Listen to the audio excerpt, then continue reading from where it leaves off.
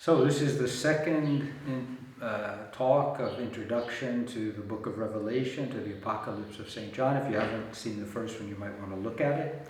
In it, I tried to say that apocalyptic and apocalypse is not some sort of strange book predicting the future, trying to scare us, but it's a reflection on life and the meaning of history by revealing the mystery of Jesus Christ, but using symbols and images mostly from the Hebrew Scriptures, what we call the Old Testament. The word means unveiling. We see reality as it really is through God's eyes, so to speak, but using these strange symbols that need to be interpreted. Let me say something about the structure of the book. It's a complex book, and there are different ways to look at it, but the most obvious structure is using the number 7. Numbers in apocalyptic always have a symbolic meaning as well, not the way we use numbers in a scientific way.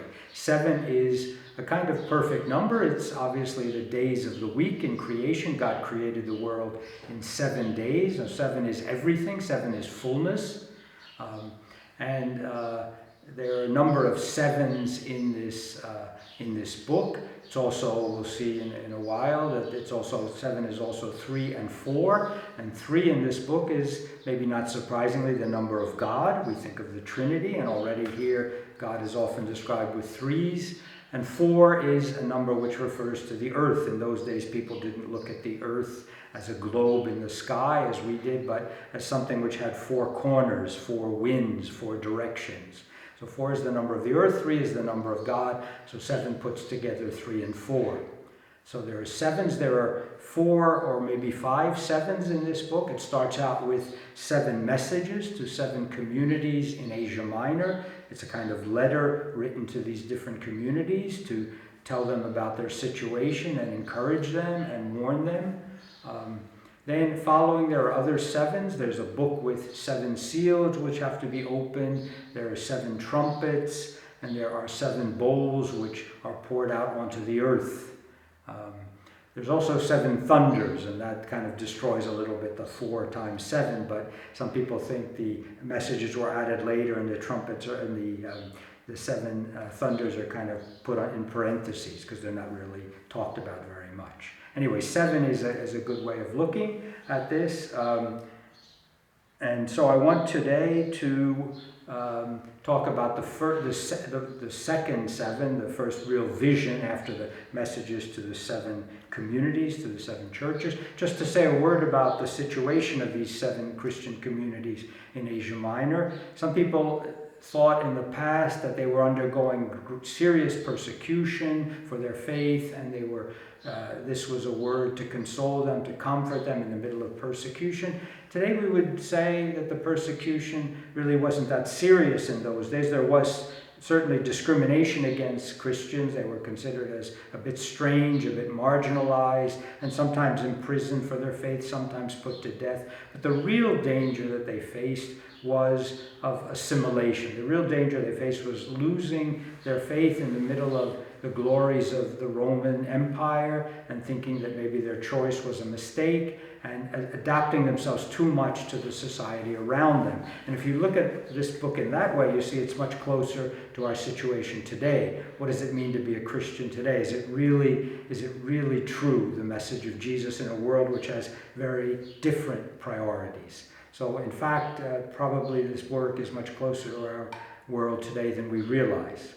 Okay, after these 7 messages, we come to the vision, chapter 4. Chapter 4 of the book of Revelation begins, "After this I looked, and there in heaven a door stood open."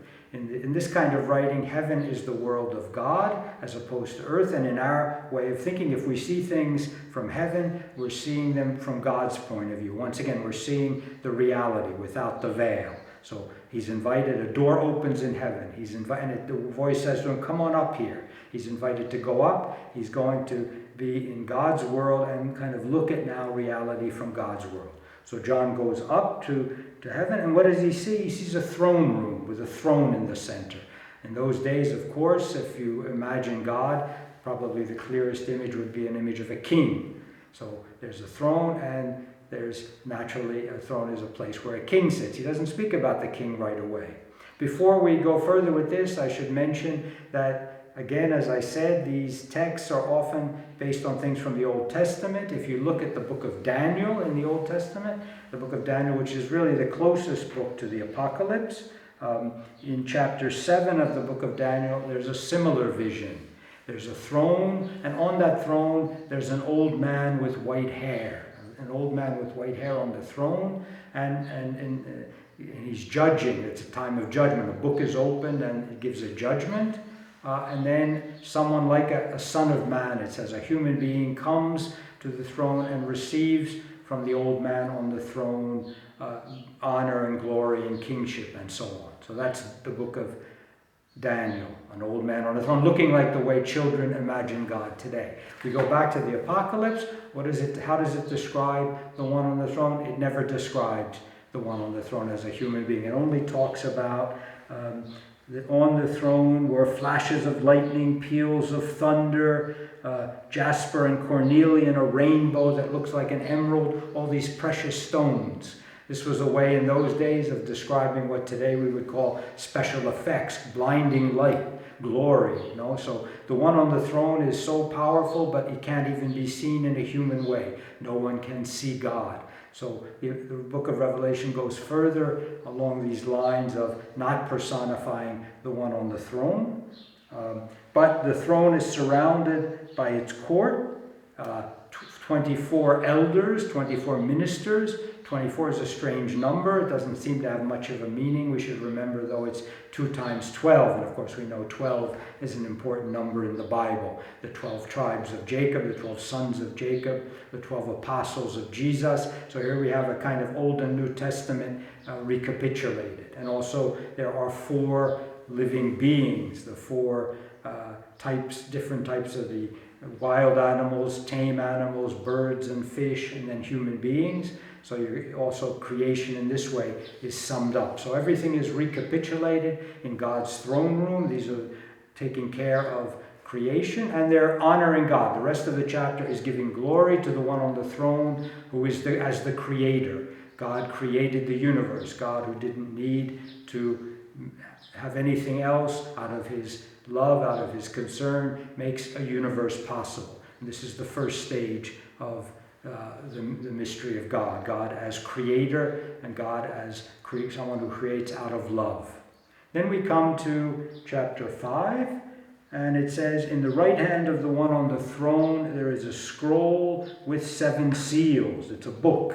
In those days, books were usually rolled up, a kind of scroll. So what is this book? Well, there are different books in the Bible. There's something called the Book of Life, which we find later in the book of Revelation. The Book of Life is not really a book we read. The Book of Life is more like the telephone book. It's the list of people. The book in those days, in the cities, for example, of Greece, all of the citizens were written down in a book, their names. So if you're written in the Book of Life, you're part of God's kingdom. So the Book of Life is the list of those who belong to God's kingdom. This isn't what it's talking about here.